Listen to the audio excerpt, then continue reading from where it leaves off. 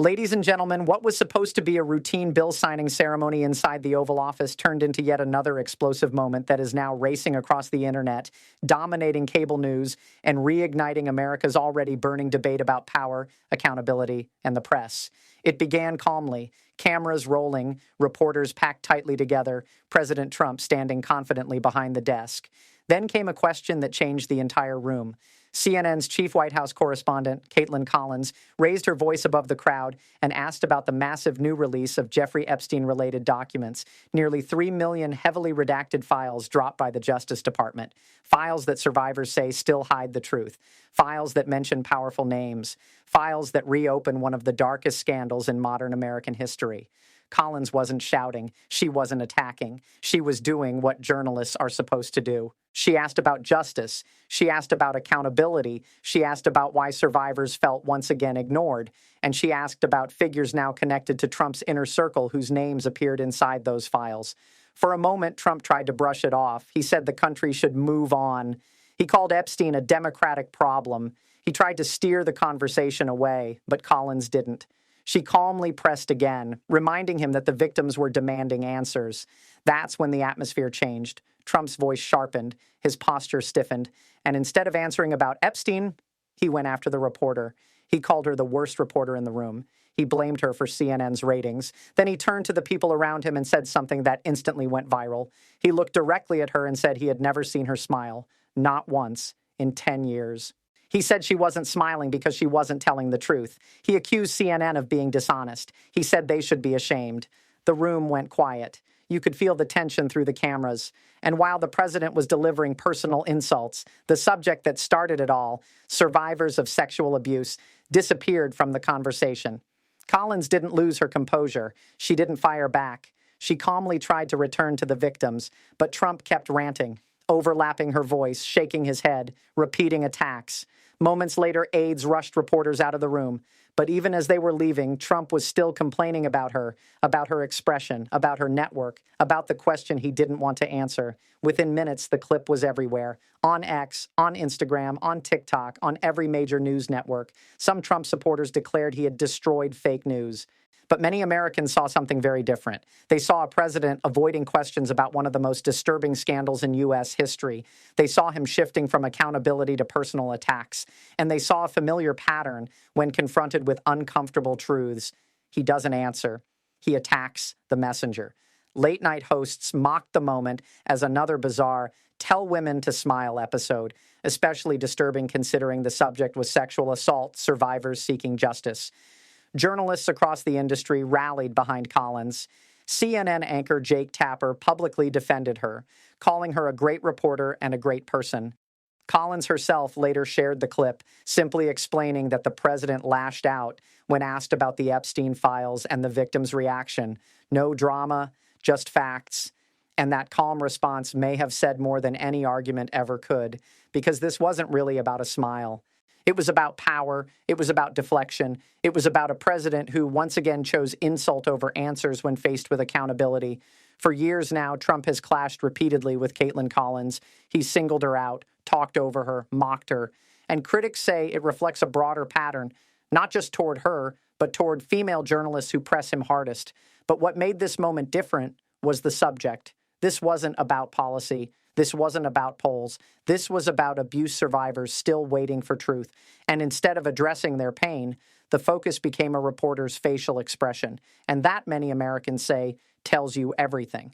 Because when leaders are confident in the truth, they explain. When they are uncomfortable with it, they attack. The Epstein files aren't going away. The survivors aren't going away. The questions aren't going away. And neither is the growing tension between a president who demands loyalty and a press whose job is to demand answers.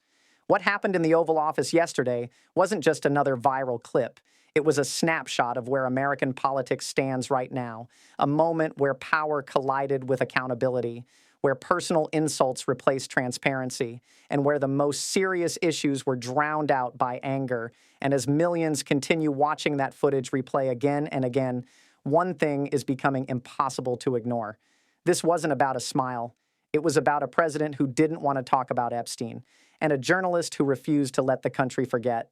The cameras were supposed to capture a simple moment of government routine. A president signing a bill, a few questions, a normal day inside the Oval Office. But what unfolded instead became one of the most uncomfortable political moments America has seen in months. The kind of moment that spreads like wildfire across social media, the kind of moment people replay again and again, the kind that says more about power than any speech ever could. The room was packed with reporters, voices overlapping, microphones raised high. President Trump stood confidently, smiling at first, relaxed, in control. The atmosphere felt casual, almost friendly, until one question cut through the noise and changed everything. It wasn't shouted, it wasn't aggressive, it was calm, a question about the newly released Epstein files, millions of pages, names blurred out, survivors angry, Americans demanding answers. The reporter asked why the administration seemed eager to close the chapter when victims were begging for transparency. She mentioned that powerful figures connected to Trump's inner circle had appeared in the documents. She asked what justice looked like now. For a split second, Trump paused. Then he waved it off. He said the nation should move forward. He called it old news. He tried to reframe it as a political distraction, but the reporter didn't let it go. She reminded him that people who suffered were still waiting for accountability. That's when his tone shifted. The smile disappeared. His voice sharpened. And instead of responding to the question, he turned his frustration directly toward her. He criticized her career, mocked her network, blamed her for low ratings.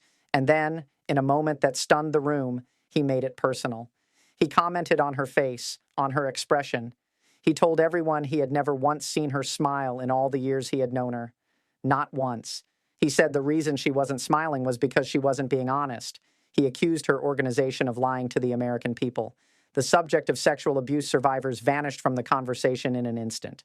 All attention shifted to a reporter being publicly belittled by the President of the United States.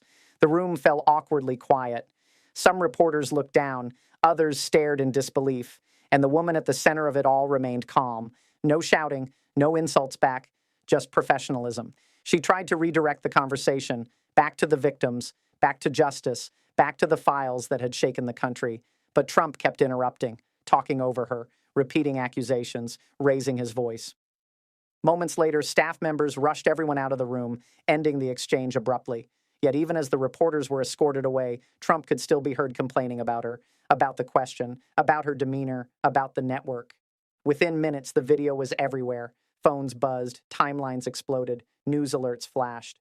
America watched the same clip on repeat, a president dodging accountability by attacking the person asking for answers. Supporters praised him, claiming he put the media in its place. But millions of others saw something darker. They saw a leader unwilling to confront a painful truth. They saw anger replacing transparency. They saw a powerful man using personal humiliation as a shield against uncomfortable questions. And many pointed out something that made the moment even more disturbing. The topic wasn't politics. It wasn't taxes. It wasn't immigration. It was about victims of sexual abuse, people whose lives were destroyed, people who waited years to be heard. And instead of addressing them, the president chose to comment on a woman's smile. Late-night television hosts quickly jumped in, calling the moment bizarre and tone-deaf.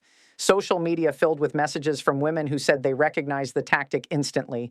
When men in power can't win an argument, they attack appearance and emotion. Journalists across the country defended the reporter, praising her composure and courage. Fellow anchors publicly stated that asking hard questions is not disrespect, it's democracy. The reporter herself didn't fire back. She didn't insult. She simply shared the clip and explained what had happened, that the president lashed out when pressed about the Epstein documents and the survivors' reaction. Nothing more. And somehow that quiet response spoke louder than all the shouting in the Oval Office, because this wasn't the first time. Trump has a long history of clashing with journalists who challenge him, especially women who refuse to back down.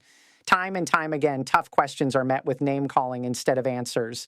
But this moment felt heavier because it exposed something raw. When power feels cornered, it doesn't always explain. Sometimes it attacks. And the Epstein case isn't going away. No matter how uncomfortable it is, no matter how many times leaders try to dismiss it, the files are public, the survivors are speaking, the questions are growing louder. Every attempt to silence the conversation only amplifies it. What happened in the Oval Office wasn't just another viral political argument. It was a snapshot of where America stands right now, a nation wrestling with truth, a press demanding accountability, a president responding with anger, and millions of citizens watching, deciding for themselves what leadership should look like.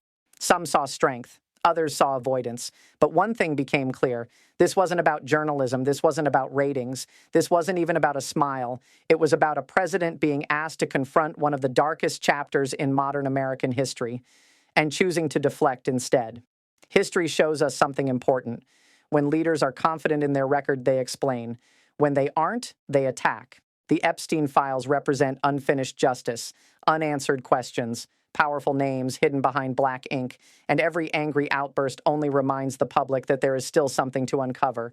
So as the clip continues to circulate, as Americans argue online, as commentators debate what it all means, one reality remains impossible to escape. The story isn't about a reporter's face. The story is about accountability. The story is about victims still waiting to be heard. The story is about whether those in power will ever be forced to answer the questions they keep trying to avoid. And the more those questions are silenced, the louder they become.